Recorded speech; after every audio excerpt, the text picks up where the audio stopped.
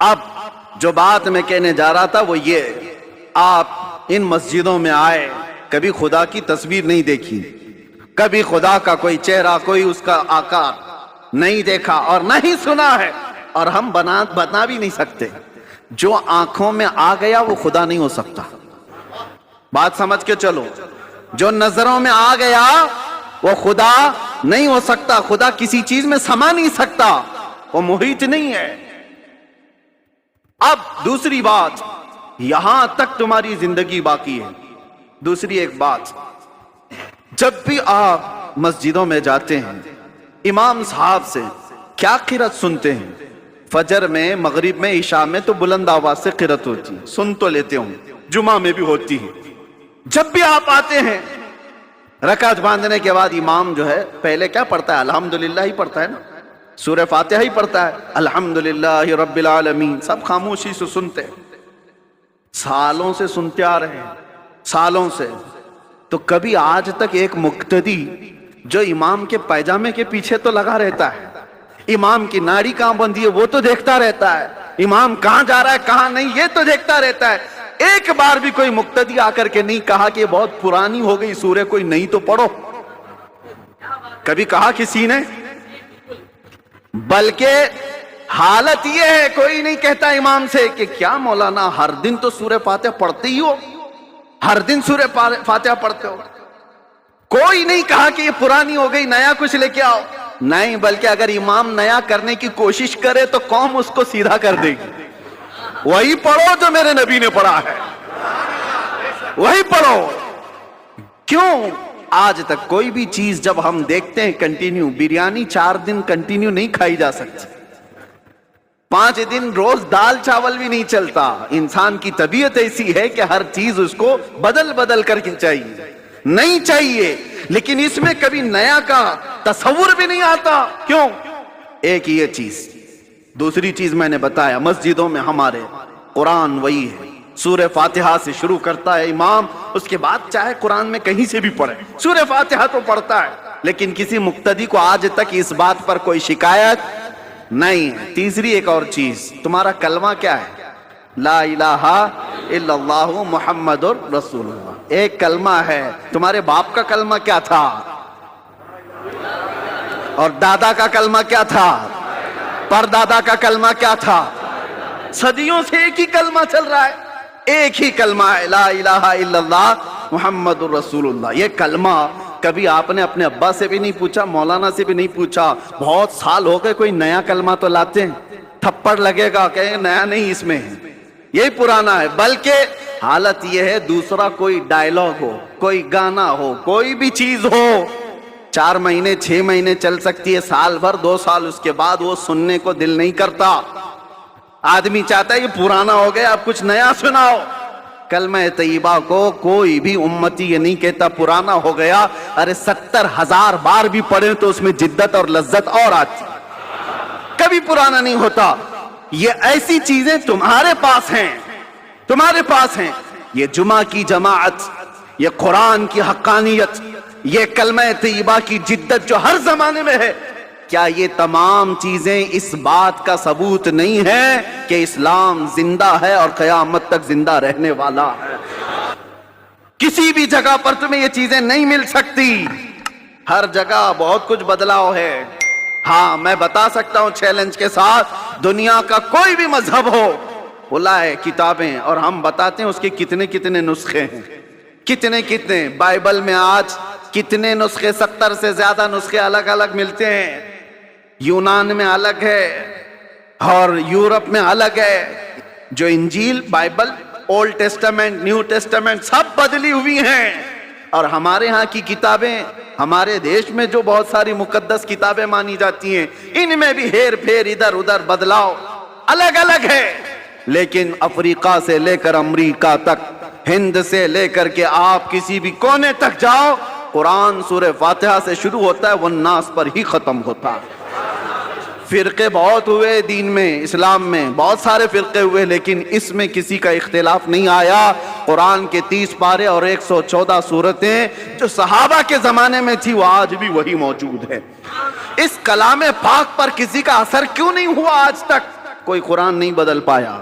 کوئی ایک پارا تو چھوڑو, ایک سورہ تو چھوڑو, ایک حرف بھی نہیں بدل پایا. زبر زیر اور نقطے بھی اس کے بدل نہیں پائے. 1400 سال سے ایک کتاب چلی آ رہی ہے, اس کتاب کو کوئی نہیں بدل پایا. اے مسلمانوں, میں تمہیں یہ فخر والی باتیں بتا رہا ہوں, اس سے بڑھ کر کے دولت جاؤ ڈھونڈ کر کے نکالو, کسی کے پاس نہیں مل سکتی. پھر تم کس بات کے مایوسی میں جیتے ہو ہمارے پاس کچھ نہیں ہے؟ اتنی بڑی دولتیں جس کے پاس ہے اسے سر جھکا کر نہیں, سر اٹھا کر جینا چاہیے. دنیا میں سر اٹھا کر کے جیو. اللہ رب العزت کے دی ہوئی یہ ساری نشانیاں تمہارے پاس موجود ہے.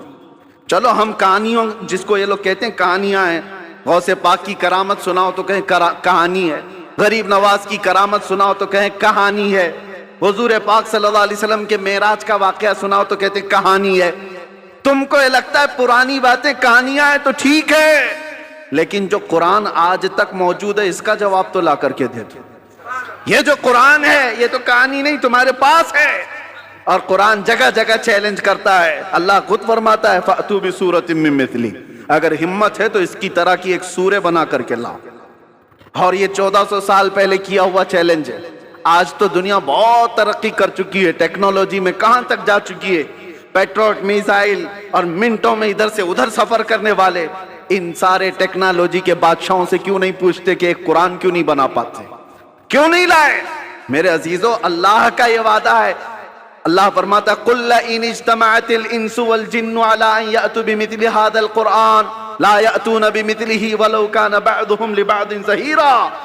اے رسول پاک آپ کہہ دیں سارے انسان مل جائیں, سارے جنات مل جائیں, سب مل کر کے ایک دوسرے کی مدد کر کے ایسا قرآن بنانا چاہیں, اللہ فرماتا ہے تب بھی وہ نہیں لا سکیں گے, نہیں لا سکیں گے. اللہ کا وعدہ ہے.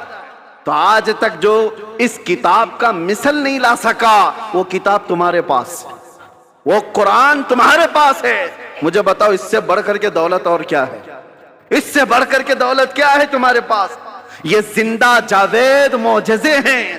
اب یہ سب چیزوں کے بعد پھر میں آپ سے اخیر میں اتنا کہنا چاہوں گا, جس کے پاس اتنی قیمتی چیزیں ہیں اس کو اعلیٰ حضرت کی یہ بات سننا چاہیے. اعلیٰ حضرت کیا کہتے ہیں؟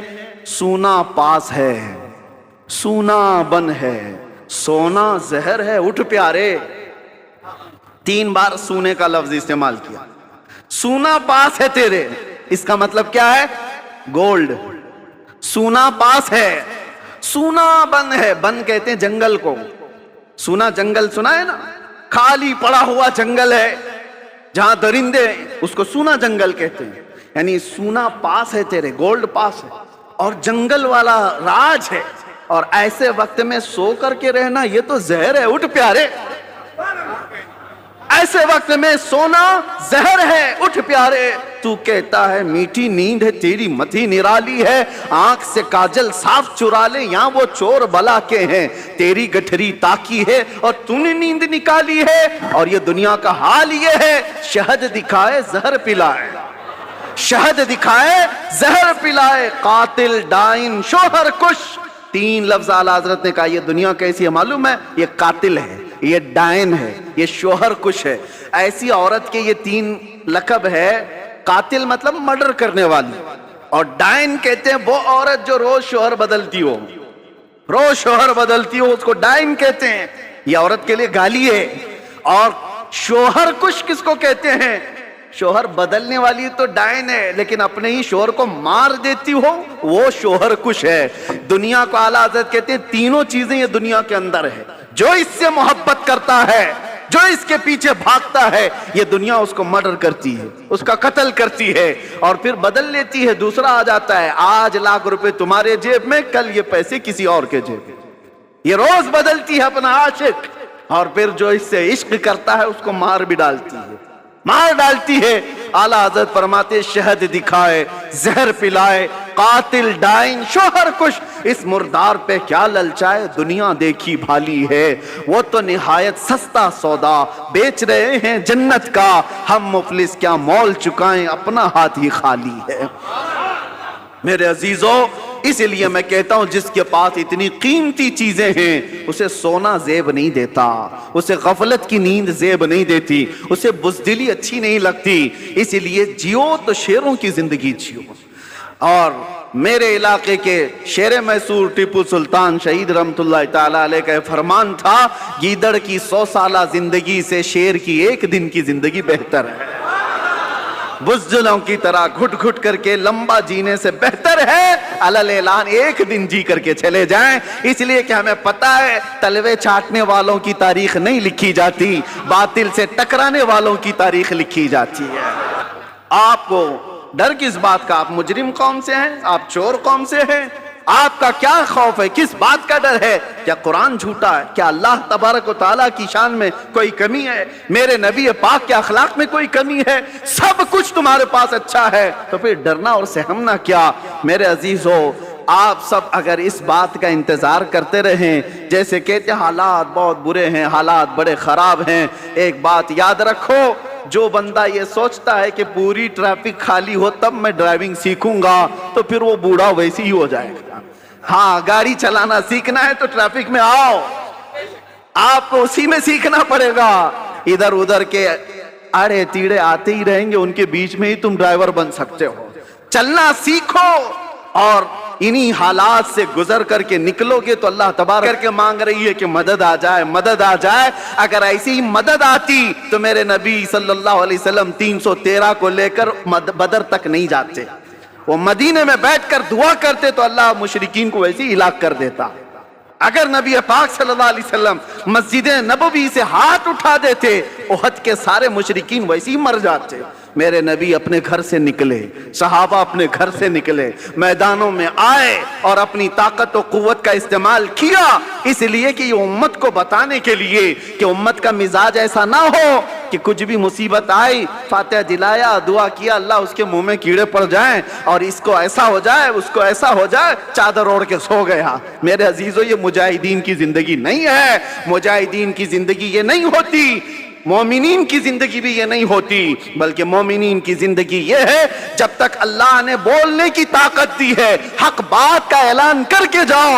اگر امام حسین رضی اللہ تعالیٰ عنہ کے ماننے والے ہو تو کبھی دل پر ہاتھ رکھ کر کے سوچو، ایک بار صرف اگر امام حسین سمجھوتا کر لیتے تو ان کا پورا خاندان بچ گیا ہوتا۔ ان کا خاندان بچنا کیا، مدینے کی گورنری مل جاتی، بہت بڑی وزارت مل جاتی، لیکن حسین اعظم کا مزاج یہ تھا، نہیں، جب کفر و شرک یا فسق و فجور چھا رہا ہو اس وقت سمجھوتے نہیں کیے جاتے، اس وقت میدان میں نکل کر حق بات کا اعلان کیا جاتا ہے، چاہے گردن بھی چلی جائے۔ حسین کا یہ مزاج ہے، ہم یہی اعلان کرنا چاہتے ہیں، اگر گردن چلی بھی جاتی ہے ہمیں اس کی پرواہ نہیں ہے، کیونکہ ہم پروانے ہیں اور شمع کے اطراف مٹنا ہی پروانے کا کام ہے، شمع کے ارد گرد مٹ جانا ہی پروانے کا کام ہے، اور ختم ہونے سے کسی کے اسلام ختم نہیں ہوتا، اسلام زندہ ہوتا ہے ہر کربلا کے بعد، اسلام زندہ ہوتا ہے ہر کربلا کے بعد۔ بس میں آپ سے یہ گزارش کرنا چاہوں گا، آپ جس طریقہ کار کو جو نوجوانوں نے آج پکڑ رکھا ہے اس سے توبہ کر لیں۔ یہ نشہ کا ماحول، یہ خرابیوں کا ماحول، یہ جو دور دورہ چل پڑا ہے، اے نوجوانوں، یہ تمہاری زندگی کو سیب نہیں دیتا، یہ شیوا امت مصطفیٰ کا نہیں ہے۔ قرآن میں جس امت کو اللہ نے خیر امت کہا ہے، سب سے بہترین امت، کیا وہ بہترین امت آج نشہ کے اڈوں پر بیٹھ سکتی ہے؟ کیا وہ بہترین امت تاش کے پتوں پہ اپنی زندگی گزارے؟ کیا وہ بہترین امت رات بھر یہ سارے سوشل میڈیا پر اپنا وقت برباد کرے؟ یہ خیر امت کا لقب اللہ نے تمہیں قرآن میں عطا کیا، اس کا پاس و لحاظ تو رکھو، اور تمہیں اللہ تعالیٰ نے اتنا محفوظ رکھا، اتنا محفوظ رکھا، قسم رب ذوالجلال کی میں آپ کو بتاؤں، ابھی بھی ہم جمعہ پڑھیں گے، آپ کی پیشانیاں سجدے میں جاتی، سب کی پیشانیاں سجدے میں جا رہی۔ ایک بات کا خیال رکھنا، انسان کو زندگی میں سب سے زیادہ ضرورت کس چیز کی ہے؟ وہ رزق کی ہے، کھانے کی ہے۔ کھانا کھائے بغیر انسان زندہ نہیں رہتا، مال نہ ہو، کپڑے نہ ہو تو بھی جی لے گا، گھر نہ ہو تو بھی جی لے گا، کھانے کے بغیر نہیں رہ سکتا۔ کھانا تو اس کے لیے یہ تو پیٹرول ہے، بغیر اس کے انجن چلے کیسے؟ لیکن آپ نے کبھی محسوس کیا، بکری کو بھی کھاتے ہوئے دیکھا آپ نے، بیل کو بھی کھاتے ہوئے دیکھا، بھینس کو بھی کھاتے دیکھا، اونٹ کو بھی دیکھا ہوگا، جس کو بھی دیکھا ہوگا، جانوروں میں اکثر و بیشتر، اکثر، حتیٰ کہ شیر کو ہی لے لو، وہ جب بھی کھاتے ہیں تو چاٹ کے کھاتے ہیں زمین پر. کھانا کچھ بھی ڈالو آپ، چارہ، بکری سر جھکا کر کھائے گی، بیل سر جھکا کر کھائے گا، بھینس سر جھکا کر کھائے گی. لیکن قربان جاؤ رب تبارک و تعالیٰ کی اس عطا پر کہ اللہ نے تمہارا سر رزق کے سامنے بھی جھکنے نہیں دیا. کیوں؟ جو سب سے زیادہ ضروری ہے تمہاری زندگی میں وہ رزق ہے. رب تعالیٰ نے ہاتھ دیے اٹھاؤ اور کھاؤ، اس لیے کہ پیشانی اس رزق کے سامنے نہیں جھکنی ہے، رزاق کے سامنے جھکانا ہے. رزاق کے سامنے جھکانا ہے. اس پیشانی کو اللہ نے اتنا محفوظ رکھا ہے، اتنا محفوظ کہ ہم اپنی سب سے زیادہ ضرورت مند چیز پر بھی نہیں جھکتے. نہ ہم اولیاء کے سامنے جھکتے ہیں، نہ ہم رسولوں کے سامنے، نبیوں کے سامنے، کسی کے سامنے سر جھکانے کی اجازت نہیں ہے. سجدہ کرنا ہے تو صرف اور صرف اللہ رب العزت کی. یہ ہماری شریعت ہے کہ نہیں ہے؟